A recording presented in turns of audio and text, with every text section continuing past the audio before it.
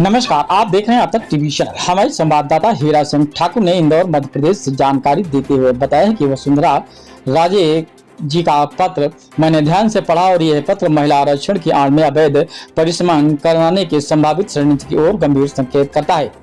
सबसे हैरानी की बात तो यह है कि 15 तारीख को लिखा गया पत्र वायरल होने के 3 दिन बाद ही वसुंधरा जी की ओर से इसका खंडन क्यों किया गया? क्या यह संभव है कि पत्र के सार्वजनिक होने और संभावित कार्रवाई के डर ने उन्हें अपने ही शब्दों से पीछे हटने के लिए मजबूर किया गया? यह निश्चित रूप से जांच का विषय है।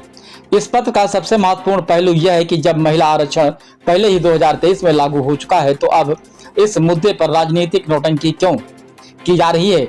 इस अकेले पत्र ने महिला आरक्षण पर बीजेपी के पूरे रणनीति को बेनकाब कर दिया है।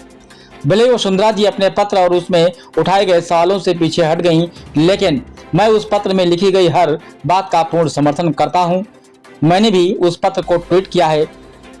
मध्य प्रदेश कांग्रेस प्रत्येक कार्यकर्ता इस पत्र में उठाए गए मुद्दों को सही मानता है और उसका समर्थन करता है। यदि सरकार इस मुद्दे पर कार्रवाई करना चाहती है तो केवल मुझ पर ही नहीं बल्कि उन लाखों लोगों पर भी एफआईआर करे जिन्होंने इस पत्र को साझा किया है।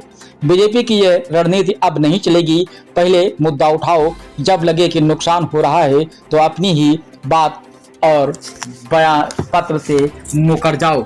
आगे क्या कुछ चर्चा हुई, आइए चलते हैं हमारे संवाददाता के साथ। कि वसुंधरा राजे सिंधिया का एक लेटर आज से 4 दिन पहले पब्लिक डोमेन में आया।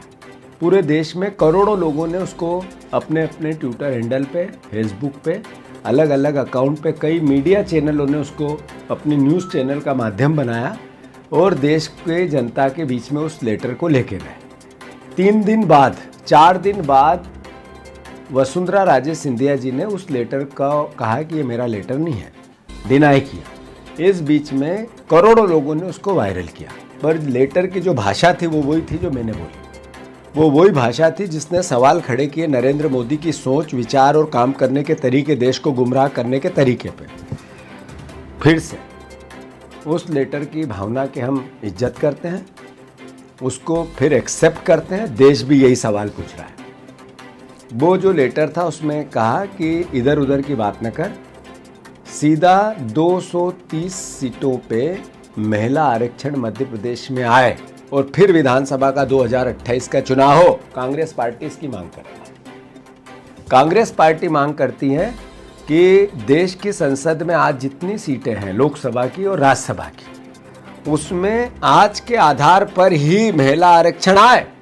कांग्रेस पार्टी भारतीय जनता पार्टी के साथ देना चाहती है, पहले भी दिया है। जो भारतीय जनता पार्टी ने जिस दिन ये सदन में नया बिल लेके आई थी, उसी दिन रात को उन्होंने जो 2023 में बिल पास हुआ था जिसमें महिला आरक्षण की परिकल्पना की थी, सबने सर्वसम्मति से पास किया था, उसका नोटिफिकेशन किया। ये जब हुआ है तो फिर देश गुमराह क्यों कर रहे हैं? जो भारतीय जनता पार्टी की ये देश को गुमराह करने की नीति है, धीरे धीरे देश को तबाह कर रही है। यही कारण है कि डॉलर के मुकाबले रुपए की स्थिति बेहताशा स्थिति में आ गई है। मोदी जी के भाषण, भावना, बयान, ये सब देखें हम, उस पर बात नहीं करना चाहते।